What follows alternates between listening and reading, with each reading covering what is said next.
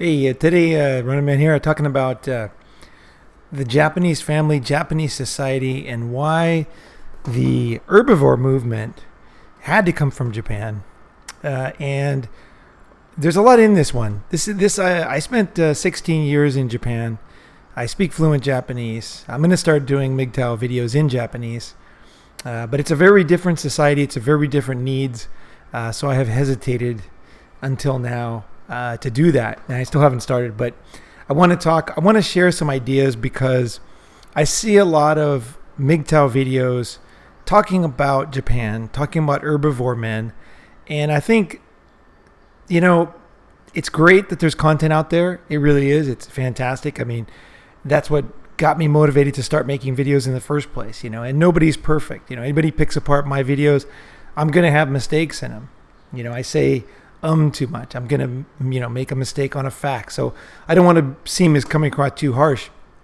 But a lot of the videos about herbivore men and Japan in general don't seem to have much basis in reality in Japan to me or any of my friends. So I wanted to share some ideas and also to kind of give you guys some sympathy for men outside of your, circle, and you can see what men are going through, and it affects you because it may be a little different, but it's the same, right? It's the same, and sometimes it's worse, and if that's worse, it's something that you want to know about, and it's of course, like a lot of my videos, it's very complicated. There's a lot here. So let's just look at these pictures. What I did to start this video is I have one really great article we're going to go through about herbivore men based on research, Japanese research, and it was the best one I could find in English. So I thought I would use this one for the foundation. But before that, what I wanted to do is I wanted to go, living in Japan. I'm not there. I'm not living in Japan right now, but I could be anytime. It's a very comfortable place for me. It's my second home, really. But when you walk around Japan, you see advertisements everywhere, and it's something that you can see the way that society. It's very different, I guess, is what I'm saying. Like the concept of family, the concept of what a male is supposed to do and a female is supposed to do, and the way that society kind of heavy-handedly puts that on you, and the very strict rules that exist in Japanese society are very fascinating for me. And I would walk around Japan. I remember, one of the things that was the most visible for me was banks. Banks would always have pictures of family. Or what was, family supposed to be? What was the kind of dream family? Now, keep in mind, I lived in Japan from about 1990 to 2005, and I was back then for 1 year later. But in that period, Japan has changed, and society's changing. But the ads that I saw on the banks, they really woke me up to a lot of things. And so let's talk about it. So what I did for these pictures was, I got a lot of good feedback on the postmodernist pictures. So I think pictures, they really do say 1,000 words, and they say a lot more than you can ever convey. And also they teach you so much. Pictures teach you so much. Even advertisements, they teach you so much. And so I wanted to use pictures. These pictures are all from either Japanese bank advertisements or Japanese life insurance advertisements, because those are the two. Also car loan advertisements. I didn't end up using any of them, I don't think, but car loan are very similar. What they really target, the traditional look that Japan wants, aspires to, is forced to be, all these different things, right? So let's just look at this picture here. Great picture. You can see a lot in this picture. Okay, so if I'm looking at this picture, obviously you have the patriarch of the family. He's retired, but he's still wearing a suit. So what I see there is that guy, he's only wearing a suit for one reason, is he's still working. So what that means is that he's not working a job. He's too old to be working a regular job, but he's probably has a high-end consulting business. So generally what will happen with these guys is they'll retire from Panasonic, Nikon, or whatever, and then they will consult the businesses they used to work for. So it's not that he needs the money, but it's just like that's what he does. He is a man who never stops giving. He never stops earning. He never stops. And also he's a performer, because when most Japanese men retire, they don't have, maybe they have a dream of doing what he's doing, which is a funny dream for me, but, to keep working, but they want to, but nobody will hire them, right? So this guy obviously was a very successful guy, and that's why he is in demand as a high-paid consultant after retirement. It's pretty rare, actually. It's something a lot of guys want, but not a lot of guys can actually achieve. No one wants to pay them for their time, right?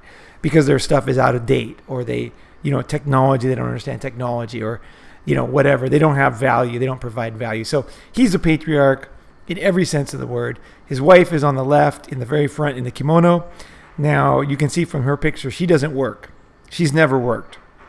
She's a homemaker, and she has taken care of the home, and you can obviously see.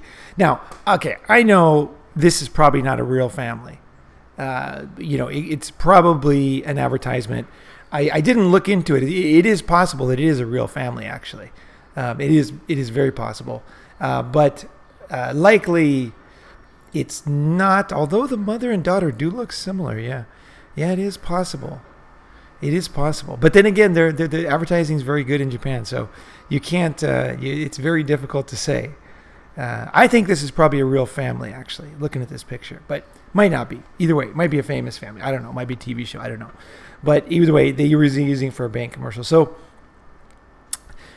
and regardless of whether it's true or not, it is true, because what this represents is exactly my experience in Japan. I cannot tell you how much this is realistic in my life in Japan. This can teach you so much. Okay, so we have this woman who doesn't work on the left, and as I talked about before, she has a lot of jobs she does, moving around futons. You have to put the mattress outside, otherwise it gets moldy. There's like a million things that Japanese women have to do, and that's why you need a full-time housewife. Whereas in most modern countries, a full-time housewife has nothing to do because everything is already automated, basically. You don't need, unless you have a lot of like knickknacks around that need to be dusted or whatever, it's usually not necessary for a full-time housewife anymore. But in Japan, they keep themselves busy, and they do the housewife thing full-time. So it's a burden on the man on our right of her in the very center of the patriarch. Let's look at the guy on the left. The guy on the left, this is probably a future herbivore man, or maybe an herbivore man already. He is looking at his family and thinking, I don't want that. That's what he's doing. That's what that boy is doing. He's looking at it going, man, I just want to hang out with my friends. I have no need for this bullshit. It's like so many interconnected ties and responsibilities, giddy in Japanese, like here and there, and just the pressure of the family, and the man is the ultimate breadwinner for everything. The intense pressure that a Japanese man has is almost difficult to explain to non-Japanese. It is some Chinese guys definitely get this idea because they have a similar situation. The enormous pressure of everything on their shoulders, like this patriarch in the middle. He carries this family, and there's no doubt about it. He doesn't get much thanks for it. This picture is one of these rare situations where he looks important. That in Japanese society, in a picture or at the dinner table, they will always put the man in a powerful seat to look powerful. And I remember years ago, I would go to my girlfriend's houses, and I would see the way I would eat with them. I would see with the way the family sits. And I remember thinking to myself, a Japanese man's life is absolutely full of humiliation. It's like just hard work, humiliation, estrangement from the family, difficulty, not that many good things. But they always put him at the head of the table. So this is his rare chance to be an important guy. So they really relish this because in real life is tough for a Japanese guy. And so when you get this kind of respect from the seat, they really relish it. But it's total bullshit. It really is bullshit. He does have the responsibility, but not the respect. Sorry, I'm coughing here. So who's the earners? The current earners in this family are the guy on the top left and the guy on the top right. Okay, these are the guys that are working hard. Probably the guy on the left is the bigger earner, I'm guessing. The guy on the right is probably works similarly, just as hard, but maybe not in such a good in a tech company or finance company. He's probably in a more traditional industry, I'm guessing, from his clothes and just his mannerism. But if you look at the man on the left, top left, this is the face of a Japanese man. It's almost like a strained, I've heard it called like, I got to take a shit kind of look, you know? And I don't like that because it's just kind of put down. And I don't think guys have a tough enough life. They're dealing with so much stuff in their life. There's no need for put downs. But what is true about it is there is this kind of like, you're holding back something. You're not being yourself. You know, there's no question.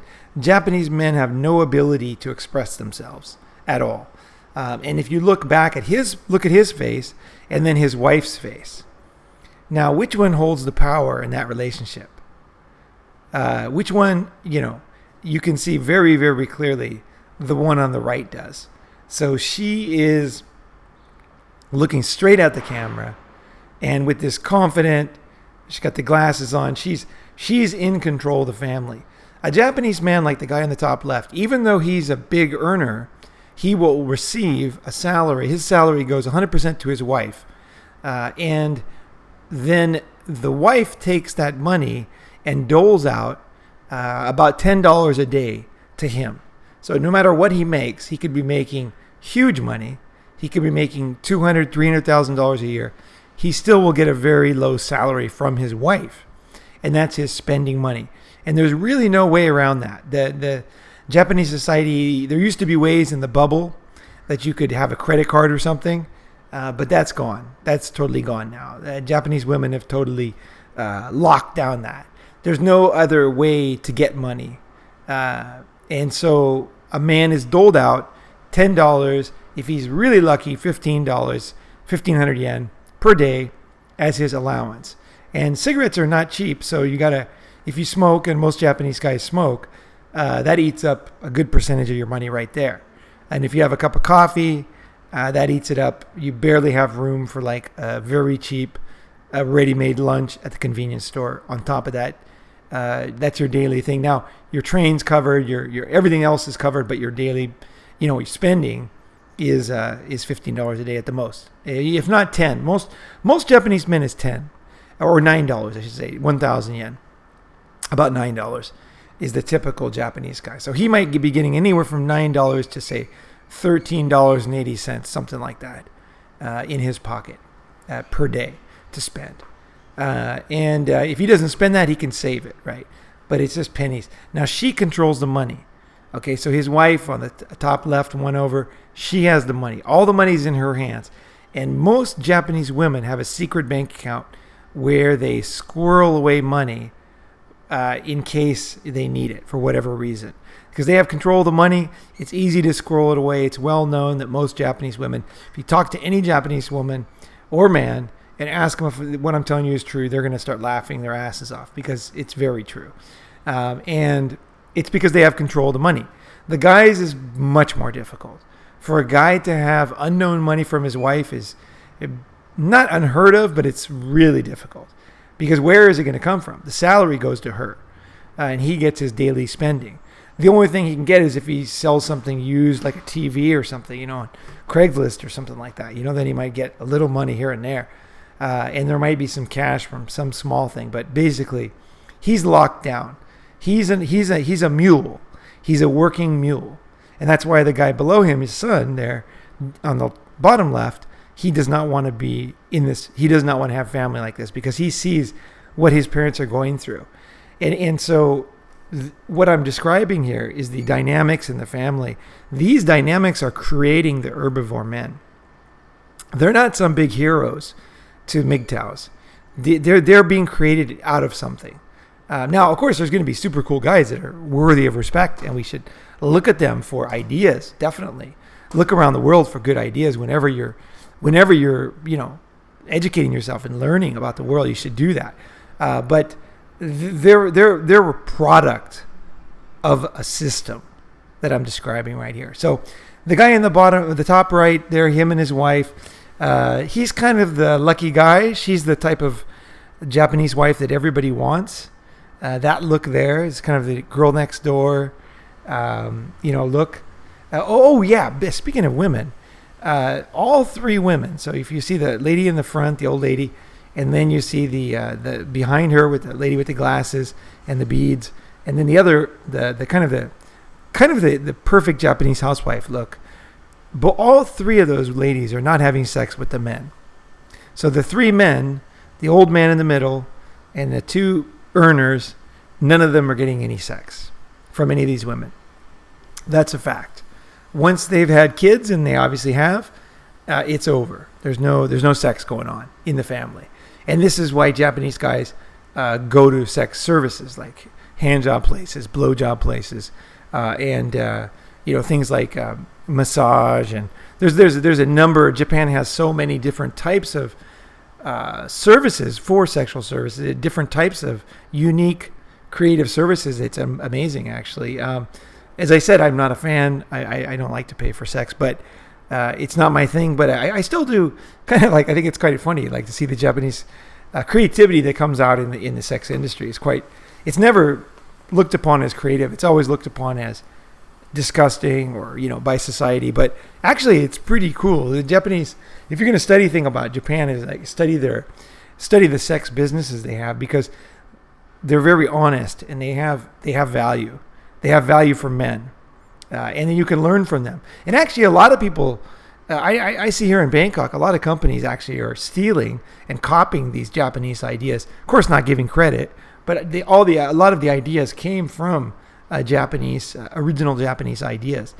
But okay, so these are the three women there. They're not having sex with their husbands. This woman here, the more pretty one on the right, I could say from experience that she would be very easy to seduce. She's attractive in Japanese. The Japanese male eye. She would be the most attractive, and very wanted. This type.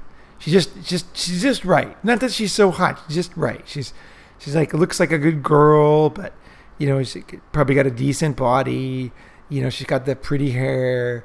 She just knows how to play the system too. She knows how to stand and sit to look very innocent and everything. But actually, I've had many Japanese wives like this, and they are very different once the door is closed. And that's a kind of a hallmark of Japanese society, is that women act very, very different in private. So what you see on the outside and what you get when you get into the hotel or get into your apartment are completely different things. And I don't mean that as a sense of they're dishonest or anything. I just mean that's like the way the society is. So you have to know that. So you might have, for example, a Japanese girl who's acting like your mother outside the apartment, and you're thinking, why am I even bringing this girl home? And then when you get in the house, you guys have insanely hot sex, and you fuck her in the ass, and you do everything, and it's super hot, and she just milks you dry, and acts like a total dirty whore, which is awesome. And then you're like, what? How did that happen? And then she puts on her Hello Kitty backpack and then walks to the station. And in Japanese society, by the way, you're not supposed to hold hands or kiss in public. So even after all this crazy raunchy sex, when you get outside the house again, you pretend like you're her English teacher or something. You stand like a meter away from her with your shoulders down. Seriously, it's the best way to do it. Smartest way to do it. Never act like anything. Don't give anything away. Japanese society has a lot of social norms, and if you play along with this one, you will get the honey. You will get the honey. If the Japanese woman sees that you're capable and you understand the rules of society, she will give it to you because she will feel safe. that you're going to respect the situation.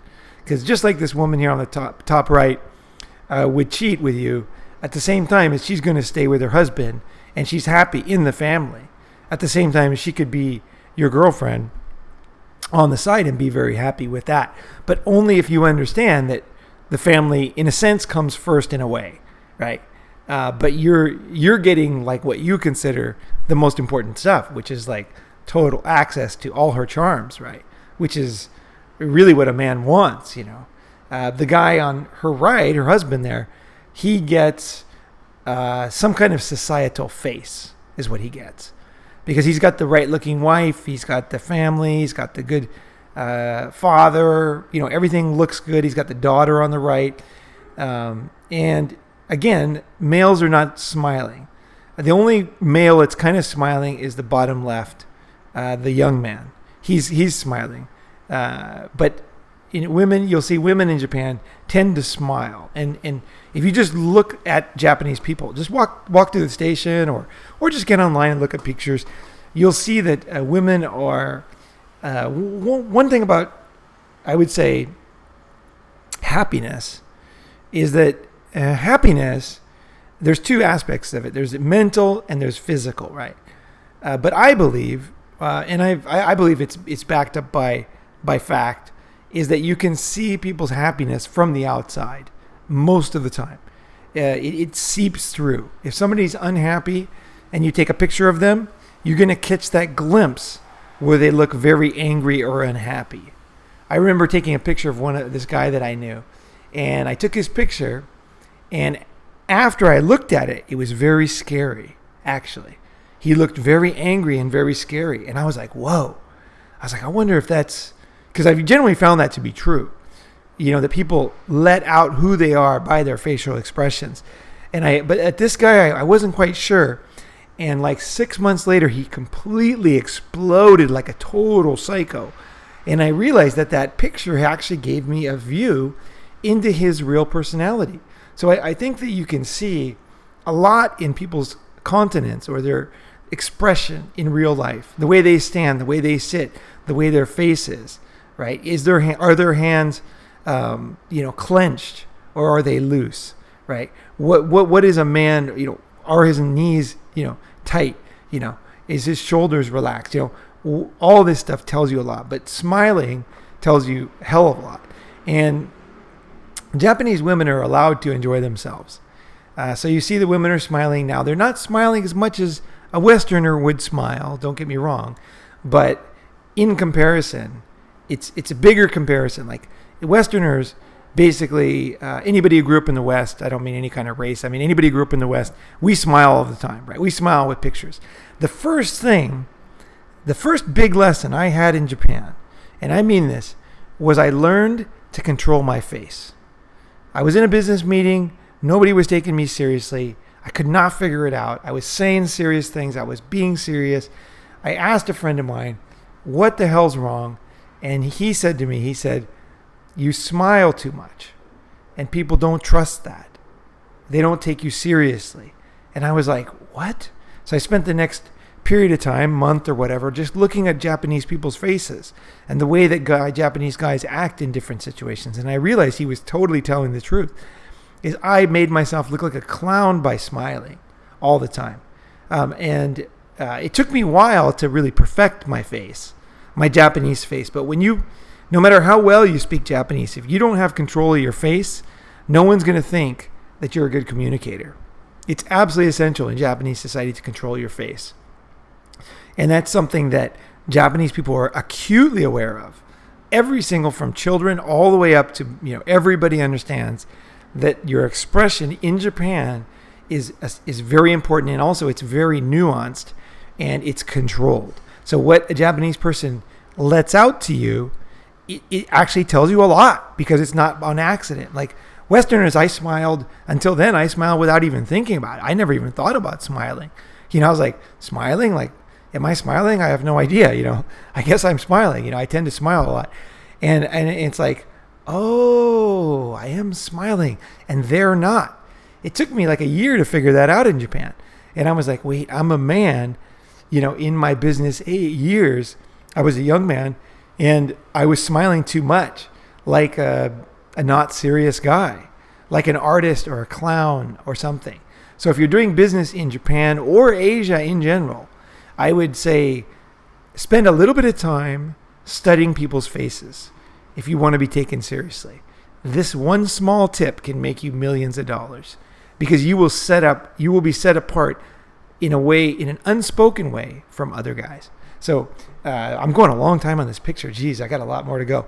Let me zip through here.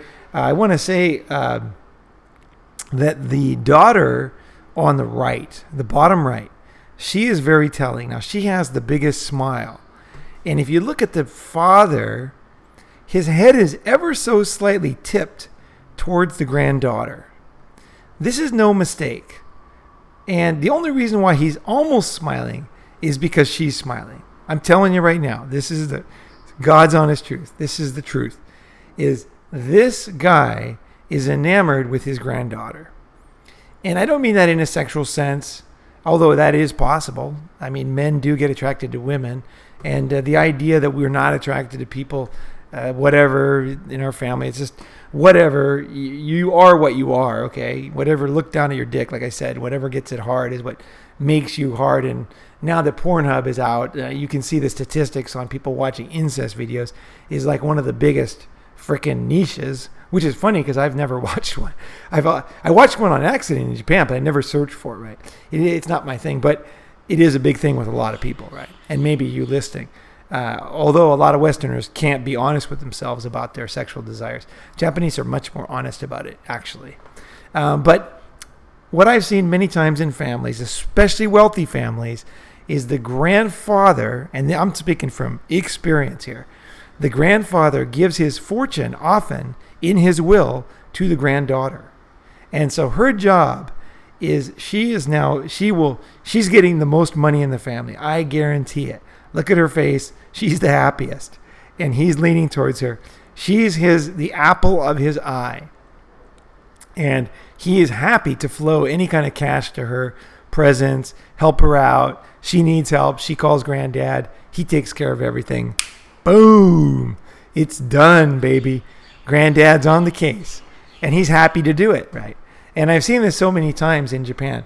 It's usually the youngest daughter, if there's several daughters. But not always, but usually it's the youngest daughter. And they usually call I can almost say what he calls her. The nickname for her is Chibi. Chibi means small. So that's a term of endearment in Japan. So Chibi. So he probably calls her Chibi or something similar. And then she's his little angel. And she's not married yet, so she doesn't get money from guys. She doesn't get money from her boyfriend. Japanese girls tend to pay their way in dates and things like that. But she has tons of security and cash from the old guy. And she might even end up inheriting the whole house. I've seen that many times, and it's torn the family apart. But okay, so we got a good kind of like introduction. Japanese family. What is Japanese society? So let's go to the herbivore men. Okay, now I'll speed it up here. Japanese herbivore men who sit and pee emerge as the economy worsens. Okay, so sit and pee. Now, this article was written by a woman, so it's a put down to guys from the very beginning. This is one of the ways that Japanese women and society, guys too, are trying to, Japanese population is falling. It's an aging population. There's a big problem. There's not enough new young people. There's not enough new people entering the workforce. It's a huge problem in Japan. So they're trying to change that. So one of the ways they try to change that is by shaming men. Like I talked about shame in men. It's a very sensitive topic for guys. And society will always use shame on you first. So in this sense, men who sit down, okay, that has nothing to do with anything. A guy sits down or he stands up. I don't care. I don't even care what the listeners are thinking. I don't give a fuck. It means nothing. If a guy likes to sit down and piss and a guy stands up and pisses, what is the fucking difference? I mean, women don't stand up. Oh, okay, well, then it's important. It's like, no. This is just a way to shame the guy. And so this is where we're starting out the article. So I went down and checked, and it actually is a woman writing this article, right? So we're talking about, they're talking about herbivore men, which a lot of you guys have talked about herbivore men on videos, but most of the information I've not found to be accurate. So I talked to a lot of Japanese friends about this before I made this podcast. So I hope I can bring some insight to this one, a different view on what this is. And I saw the herbivore men grow up around me, my friends, my colleagues. So it's also my own experience. I've seen guys go from being full-on meat eaters in the Japanese bubble when I first got to Japan to the herbivore trend, which is huge, as you're going to see in this episode. Okay, so they're talking about what an herbivore man is like not interested, feels no social need to conform to parents' expectation, not interested in flesh, basically, pussy. What's happening to the social manhood? What people are asking.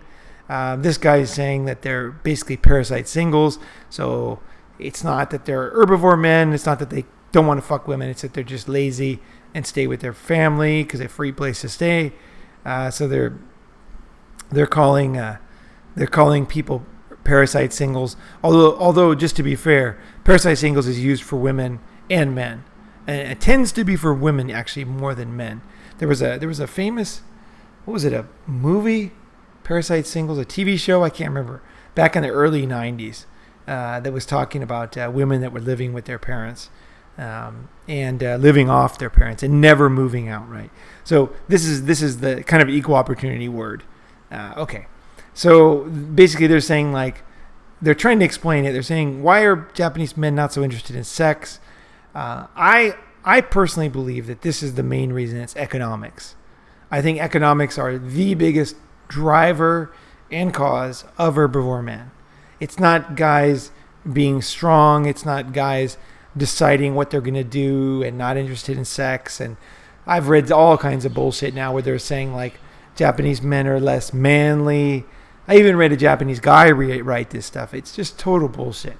My Japanese friends in the early 90s were very fucking masculine. And that's what kind of like blew me away. When I got to Japan, I was like, fuck, these guys are masculine. Like, they have very low voices. They yell. They're just fucking masculine. You can feel it. You see it in the Japanese history too. If you look at the war, World War II. I mean, these guys were not fucking around. A Japanese soldier was, there's a great line in Band of Brothers where the new recruits and John Basilone is training them, and he's saying, and he's talking about the Japanese soldier, and the guys are laughing. The new recruits are laughing, like, hey, we're going to take these guys down. And he looks at them and he says, let me tell you about the Japanese soldier. And he goes into this awesome speech. And it's like, you fucking wimps are going to get fucking shot through the fucking heart if you don't wake the fuck up and realize these guys are serious. Japanese men historically have done amazing things. And this idea that it's just like they don't have any desire for pussy, I got to say once and for all, and I've never heard this in a podcast, that is total, absolute fucking bullshit. I cannot even tell you how bullshit that is. So get that out of your mind. There's other things driving it. I think it's economics number one, but it's also complicated. So let's go in here. Now we're talking about the numbers. Japanese largest ad agency, Dentsu. Now, Dentsu isn't like, when they say largest, I mean, basically imagine a monopoly. It's basically a fucking monopoly on advertising, and that's Dentsu. There's also another one, Hakuhodo, but Hakuhodo has a very small, market compared to Dentsu. Dentsu is massive. Dentsu controls all television. It controls magazines. It controls the media. Dentsu is almost evil, like, in my mind. It's so powerful. So their research is not messing around. This is basically like government level quality research here. 60% of men in their early 20s and 42% of men between 23 and 34 consider themselves grass-eating men, herbivores. 60% in their 20s, early 20s. Okay. Japanese dating agency, unmarried men in their 30s, and discovered 60% consider them to be herbivores. That's interesting. Japanese life insurance company. Survey among men between 20 and 30, 75% identified as grass eaters. right? They probably ask different questions. Business Magazine, Weekly Diamond, 80% of 35-year-olds in Japan live on a yearly income of 2 million yen. Now, they say $20,000, but it ain't $20,000. It's more like $19,000. And it goes up and down. And it can go down. Probably will go down because the Japanese yen will go down as the debt, 250% debt, GDP, is going to start to weigh on the Japanese economy more and more. And also the aging population and the lack of children are going to make this even less. But 80% of 35-year-olds live on $19,000 a year. Okay, so now you wonder why these guys aren't getting married. 35-year-olds. This is the age when guys get married, right? 80%, $19,000. Think about that. I mean, it's easy to make $19,000. And Japan is not cheap. It's much cheaper than it used to be, obviously, or people wouldn't be eating, But there's still a lot of things that are quite expensive in Japan. Like if you want to own an automobile, geez, my car cost me a fortune. My parking space was $500 a month, just my parking space. And then you had like a yearly tax, which is almost $1,000 for my car, close to $1,000. And then you had no freeways; it was all tollways. So it would cost me to go to. I had a summer house on the beach, so the weekends I'd go to my place, and it cost me between $200 and $300 to get out there to my summer place every weekend, just to drive out there for gas and tolls. And that's not including what it costs to own the car, park the car, or anything like that. One good thing, insurance is cheap, but everything else is expensive, right? So it's no mystery. I mean, you already got the basically right there. I don't want to over talk things and simplify it. I mean, try to overcomplicate things. It's very simple. If 80% of 35-year-olds are only getting $19,000 a year, you know exactly why these guys they're not going on dates. They can't afford it. That's it. Japanese guys just can't afford it. Now, as they don't afford it for long enough, I think the dating kind of culture and skills are going to disappear. And even if they start making money again in the future, social structures are fragile things, and they can be changed. And I think that I predict that even if Japan does have a prosperity period, do some technological improvements or whatever, you're not going to see this herbivore thing going away anymore, because this is already a whole generation of herbivore men. So we're not just seeing a few guys here, right? Unemployment is highest in 2003. That's bullshit. That's total bullshit. I can't believe this stuff. Japanese unemployment is like all-time lows. It's unbelievably low. Okay, so you gotta read things with a fucking critical eye. As much as I love this article, like I don't even know what the fuck is wrong with that guy. No, Japanese unemployment is so low, it's unbelievable. It's like a world's lowest or something right now. I forgot the exact numbers, but it's insanely low. Now, I'm not saying the jobs are great, as you can see. That's part of the reason why everybody's working. Is they got to work to eat. You know what I mean? But they're not getting anything out of it. They can't save money and not work, right? Like you could save money with, if you're making like $100,000, single guy can save money and then start his own company. A guy who's making $19,000, he ain't ever gonna not work. He's gonna be working the rest of his life, right? Okay, so now they're starting to put down men. Men wear makeup and sometimes bras in Japan. Okay, now this is the typical thing where, okay, there is such a thing as male bras in Japan. I saw it in some advertisement, or I saw it on some magazine. But I mean, like, I was there forever. I'm a friendly guy. I have a huge social circle. I never heard of anybody who ever wore a fucking bra. That's a guy.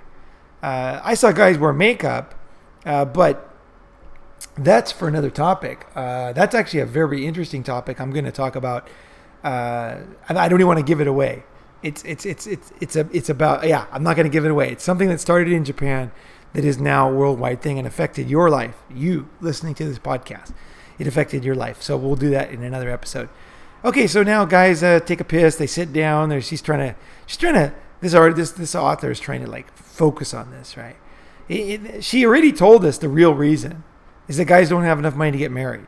And also, women will not marry a guy if he doesn't make over 6 million yen. So 80% of 35-year-olds make 2 million yen, and a Japanese girl will not even consider marrying a guy if he doesn't make 6 million yen. That's like a known stat. 6 million. It's a hard and fast number. It used to be 10 million yen, but now it's 6. Japanese women will marry a guy if he makes a 6 million yen salary. So it's like 50 something thousand dollars. But if he doesn't, he ain't going to get married. And so those guys not getting married, it's not just because they won't get married. The women will not even briefly entertain the idea of marrying a guy who makes $19,000. And I mean, you can understand why, right? Have a kid, and how are you going to feed the kid? How are you going to? It's going to be just a struggle to be alive. You're going to have to be, working for handouts at the government all the time, because if you have time, right? It's like, and she's going to be working like a dog too, and the kid's going to be on his own, and it's a miserable situation, right? So then there's a lot of stuff in here that's not true. It's like, Japanese are not showing off their wealth because Japan has a long, rich history. That's not true. Wealth, the guys aren't making enough money to be throwing money around. You already told us in this article, right, that they only make $19,000, 80% of 35-year-olds. So come on. Then she can just go into this. It's just ridiculous. Okay, so here we go. Talking to the interview guy. He's a normal, pretty cool guy, it looks like. He shows his weakness, but he obviously is not a stupid guy. And then old guys complaining about young guys. This is what you always have. Japanese, or in any society, you always have old guys. Back in the old days when we were tough, and these young guys here, they're not tough. They're passive. They're playing video games. Yeah, I mean, what are they going to do, right? They work their ass off. They get off work. They can't get married. They're going to jerk off. They're going to play video games. They can't afford to go out and have some sukiyaki or something. They ain't going to do that. That's going to cost them $40 at least, right? A decent dinner in Japan is going to cost at least $20. And if not more, they can have a cheap meal for about $9. But that's like not very healthy and not very good. Actually tastes good, unfortunately, but not so healthy for you, right? So here we go. Now here's where she gives away everything. Okay. The irony is that just when we thought we got away from busy salarymen who put more priority on golf and late-night benders, the same demographic, married men, doesn't want to have a family. So the guys who would have been married before don't want to have a family. That's what she's saying. After she already proved that these guys are not getting married because they can't afford it. And what she didn't say, which is just as true or more true, is that Japanese women won't even consider these guys. 80% of guys are out. There's no way a Japanese girl would marry them. No fucking way. I don't even know anybody who would do it. They can't even afford a wedding, not to mention kids, or a honeymoon, or taking time off work. There's no way, right? But she conveniently ignores this when she's making her argument in the end. So basically what she's saying is she's got a resentment against Japanese guys in the bubble when they used to play golf and drink all night and then go to whores. Okay, so they left the women at home in the bubble. I was there. I went out a million times with Japanese guys to these places. My friends own these clubs. Again, I'm not into these clubs, actually. I much prefer to pick up a Japanese housewife or student, college student, or what's called an OL, office lady. It's just like general girl with a job in a company, right? But I would end up with these guys for business or just friendship or whatever. So I went to a bazillion of these clubs, and I can tell you this is true. The guys did get drunk, they did fuck other girls, and they did play golf like all the freaking time.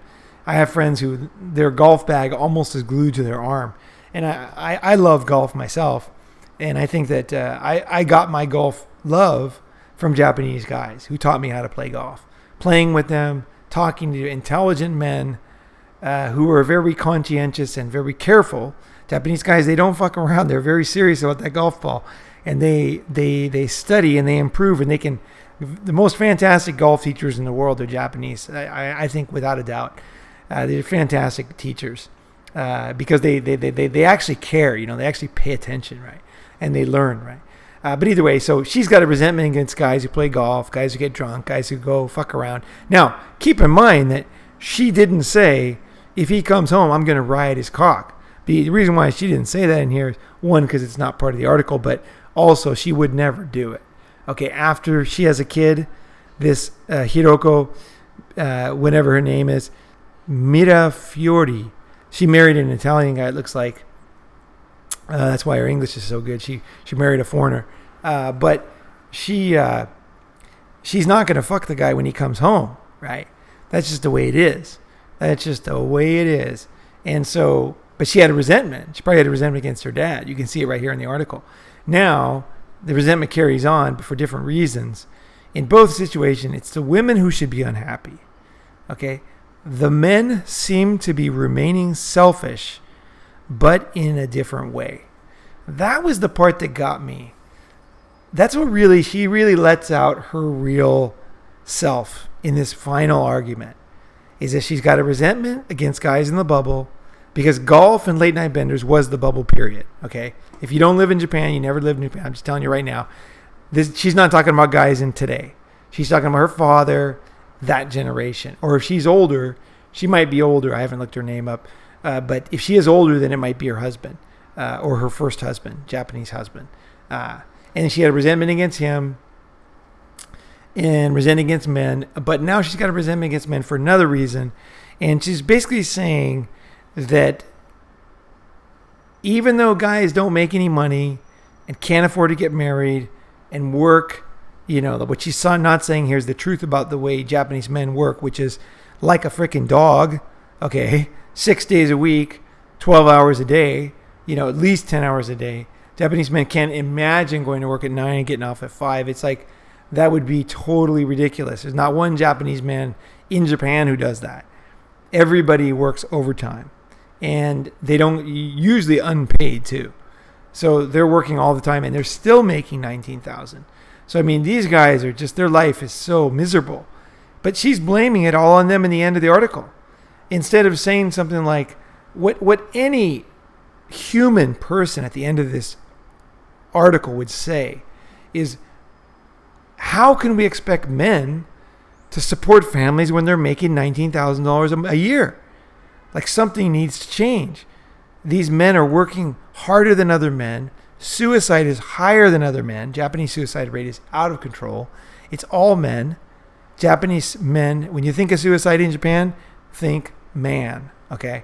And think charcoal in his car, in the mountains, in his apartment, by himself, okay? That's the reality. That's the reality of Japanese men, is their life is so bad that suicide is the world's highest, and it's almost all men. And not only do they not get paid and are expected to be these patriarchs, supporting the family, in the real sense of the term patriarch. Patriarch is the leader. He's the earner. He's the supporter. He's the rock. He's the one you always go to if you get in trouble, if you need money, if you need someone to cry. You know what I mean? He's there. Maybe you don't cry on a Japanese guy's shoulder, but at the same time, he's that fucking rock. He's that black hole. He's that darkness. He's that death of stability, which makes you feel secure when you just get near him, right? But she's not saying that these are too much for a guy who's making $19,000. Like, it's not feasible. Now, I know that all Japanese guys don't make that much, but 80% of 35-year-olds in that research do. So we're talking significant. And I know that, but in Japan, even if you make, let's say, 10 million yen, and which is about $90,000, that's barely enough to be married. Really, it's not a good life. It's not a good life. Japan is expensive for married guys. You basically have the double dildos going in your ass for everything. It's the Japanese guy who pays the married guy who pays the taxes. It's the Japanese guy who pays for the parking. It's the Japanese married man who gets pulled over on holidays for speeding. Speed traps everywhere on Japanese holidays because they know the married guy will pay. And so everybody has a dildo, I'm serious, in Japanese society, out to fuck the married guy. On Christmas, you go out to eat, it's going to be triple price. And the guy can't complain. He's got to pay because Christmas is a big date night in Japan. Valentine's Day, prices are insane. It always includes champagne and expensive wine, and it's a package set, and you got to pay. And in the summer, just small things. But like when I would go surfing down in Shimoda, which is one of my favorite towns in the whole world, it's actually the town where Commodore Perry opened up Japan with the black ships. He actually came into the harbor there. It's a beautiful harbor. But when I would go down there to the beach, there was a like a parking lot at the beach, and it's free. It's called Tatado Beach, and at Tatado Beach, it's a free parking lot all over the year. But in the peak of summer, when everybody has vacation, because every Japanese man has vacation at the same time, so he has to pay the highest rates for everything, because the dildo's out for the Japanese married man. Trust me on this. This is another reason why that young guy in the front of the picture didn't want to get married. It's not just the family. It's not just the women. It's not just the taxes. It's not just the government. It's not just the insane lack of space and privacy. It's not just the pressure at work.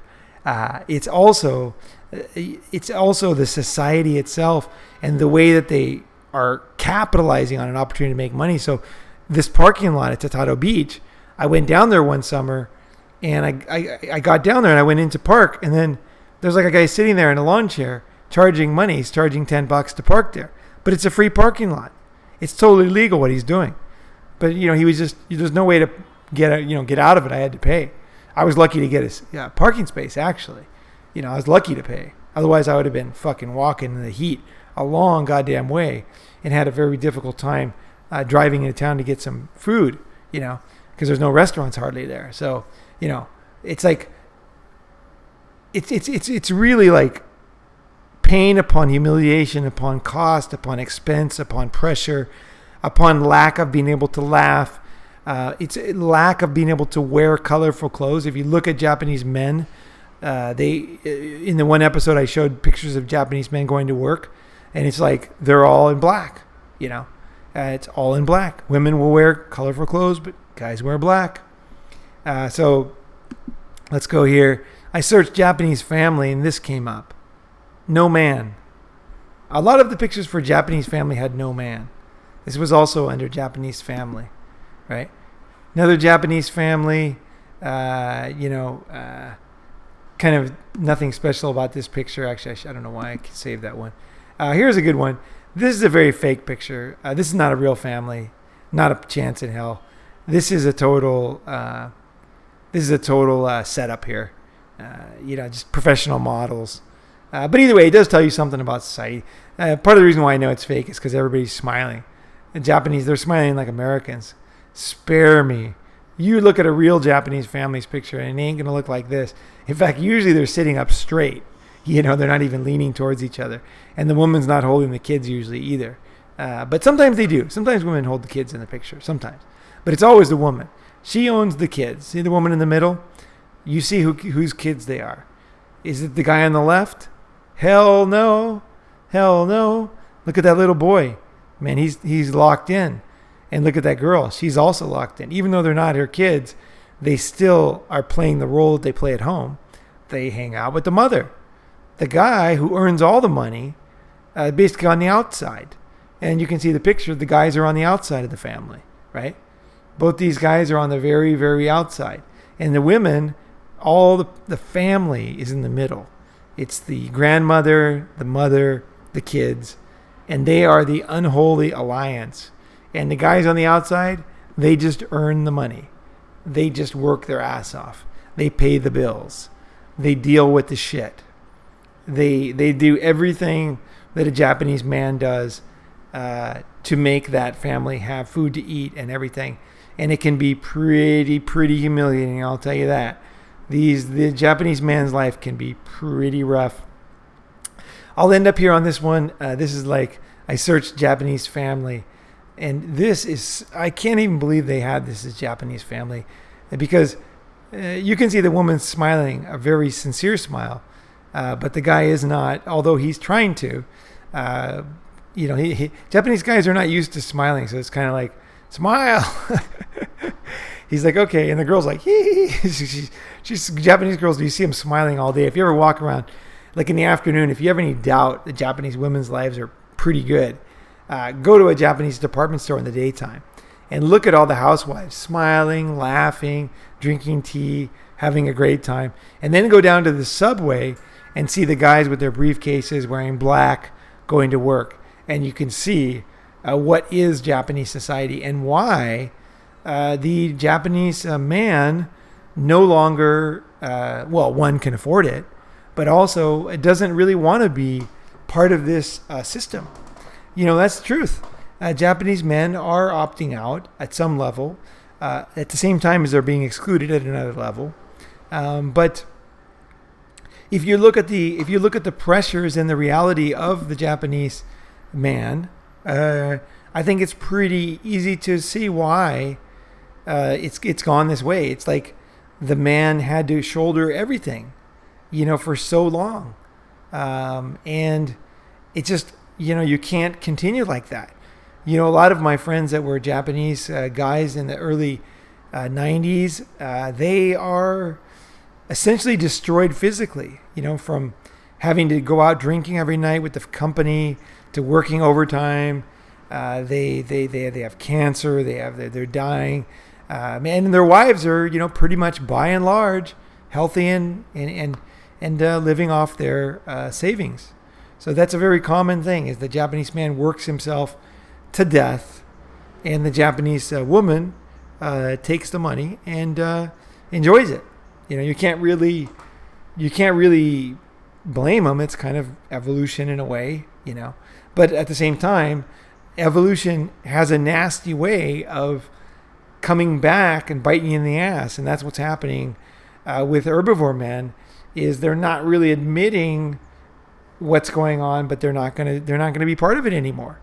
And this is regardless of how much they earn, because I know that a lot of Japanese guys do earn a hell of a lot more than 19,000, because I worked in a business where I had access to how much salaries Japanese people got in a finance type of role, and I did actually see tax returns, and I saw what the average bucho, kacho, and all these different jicho, all these different Japanese levels of management hierarchy in a company make, and it can be pretty good savings. But even then, aside, pretty good amount of salary, they do not want to be part of this system, and more Japanese guys are just saying, kind of like, good luck there. We don't want a part of it, and that's why the Japanese society is shrinking, and I'm not going to ring any alarm bells over this. I think if you push people too far, that there will be a pushback. It's kind of like on every what is it? What is that physics law? A motion in motion will stay in motion unless acted upon by an outside force, or will stay static, right? Is that outside forces cause us to do what we do, and outside forces for too long have been milking the Japanese guy, and there is no way for him to fit into this society and not shoulder that responsibility, that kind of miserable life where you're not really part of the family, but you have all the responsibility for the family. And I don't want to say it's all bad. I mean, it's interesting. I mean, I never wanted to do it, but I have a lot of Japanese friends who have done it, and they consider their lives valuable. I mean, there are going to be a percentage of guys who see happiness in this role as a patriarch, and that's fine. That's totally fine. But I think the number of these guys is very low, and I think that the only way that society will change is if people start to honestly look at what men are going through. What responsibilities have they had historically, right? Instead of like the end of this article, she's basically saying what most women are saying, is that despite what the reality we talked about in this whole article, in both situations, it's the women who should be unhappy. Like, where did that come from? And the men are selfish, remaining. So basically, guys were selfish, he's saying, and now they are still selfish. So it's like totally hopeless for the guys. Like, and not only that, it's the women who should be unhappy. So you should be unhappy, right? It's like telling people they should be unhappy is not really the best advice in my mind. When I tell somebody, if I tell a kid you should be unhappy because life's unfair, and your brother is a better student and smarter, better looking, better at sports, you should be unhappy. The kid's going to take it seriously, right? He's like, oh, Jesus, maybe I should be unhappy, That is unfair, right? Don't tell people to be unhappy. It makes no sense at all, right? And to label guys as selfish, I mean, this is a great way to end the video, because this is the argument that society is giving us, is that women should be miserable because guys are total pricks. And instead of looking at what's going on, when you want to change something, you have to analyze the situation. You can only punish so long. If you just punish, like there's the carrot and the stick. If you just beat the dog with the stick for long enough, the dog is going to cower in his house and will not come out when you come out, because you only use the stick.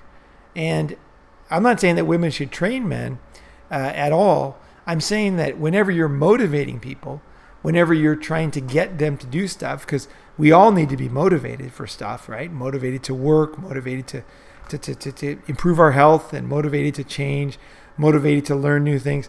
The only way that you motivate is by honestly looking at the person's why they're not doing it now. Like, what is the real situation? But that would require women to completely, almost like, turn their back on their own mother, because the story for so long has been the guys are total assholes, and they're just assholes because they're assholes, getting drunk, and they're just assholes. There's no reason, there's no excuse, and then now they should be different, right? Whereas what you would want to do is you'd want to look at it and you want to say is like, maybe we were wrong about this, right? Like, what did you go through that, what did men go through that made you take that path? Like, how did you decide to get here, right? That's how you change behavior of yourself or anybody else, is you listen, you ask questions, you listen, and you have the humility to admit that you didn't know before. You don't know. I don't know anything. I'm looking for you guys. Every comment I read, every single comment I get, I read. Every email, if you send me an email, Ronin, MGTOW@gmail.com, Ronin, RONIN, I will read it, and I every and every direct message on my, on Twitter, also I read, and every comment below the YouTube videos, because I'm also not, we are all learning. We're all trying to improve and figure this thing out. And this is something that I think that women have gone so far into telling men basically that they're assholes and not listening, that to go back and actually to listen to men and actually to realize the pressure that guys are under, that they have been under, the pain that they've been in. Women have a very difficult time listening to men talk about difficult situations. Women just don't want to hear it. And I think it's something inherent in women. And I don't mean this as a put down at all. I really don't. This part. I think that women have evolved to look for a strong man who never shows weakness. And I don't think that's something that's under a woman's control. I think that it's almost emotional. It's like so deep in the woman. So women fundamentally don't want to hear a guy's complaining or weakness. They want the guy to buck up. And I think that's kind of as a result of evolution. So part of this cannot be helped. Women don't want to hear that. It causes them to feel insecure. So when guys cry or when guys have a difficult time with something, women, I've compared it before to the creepy feeling. Like when a woman looks at a guy across the room who looks at them, staring at them, they feel this icky, creepy, bugs crawling over dead meat feeling. Okay? Now, guys don't have that same creepy feeling. We don't get that. If a girl stares at us, we just don't have that emotional, visceral reaction to it, right? And to understand how to deal with women, or say how to pick up a new woman, you have to understand that is what she feels. And feelings are very important, right? They determine how we act. So you have to understand what a woman feels. And that's what guys do, is they figure women out. They figure out what they're doing, how they can change, and they go about improving themselves. I don't see the same thing for women. And part of the reason is because no matter how stupid a woman is or how off base she is, if she's got tits and ass, some bonehead moron is going to give her money and going to support her life. And she's going to be in the shopping mall spending the guy's money. And that does not promote self-improvement, right? There's no challenge. People need challenges, and that's another reason why MGTOW in the long run is really helping women, because MGTOW are going their own way, and that forces women to have to pay their own way, to work overtime, to make sure that they keep their jobs.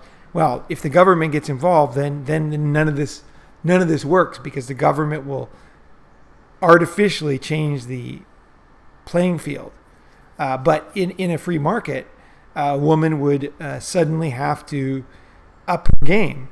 And I hope that's what happens, because I think in the end, I think that's what makes humans happy, is by improving themselves and improving their skills, their education, their knowledge, their sensitivity to other people, their emotional intelligence, their knowledge of history, their ability to read people, their ability to understand themselves, their ability to set goals, their ability to comprehend why they do things and how their body works. And also, obviously, caring about their body and caring about other people. I think all these things are, they're a worthwhile endeavor. And I hope that it shines through in my videos. So either way, thanks for watching. I hope there's something here. Any questions you have about I'm sure I missed a lot of stuff about herbivore men, what creates them, and why society is the way it is. Any questions or comments, please put them in the box below. And thanks for subscribing and being part of the whole conversation, because this MGTOW thing is freaking awesome. Hope you guys have a great day.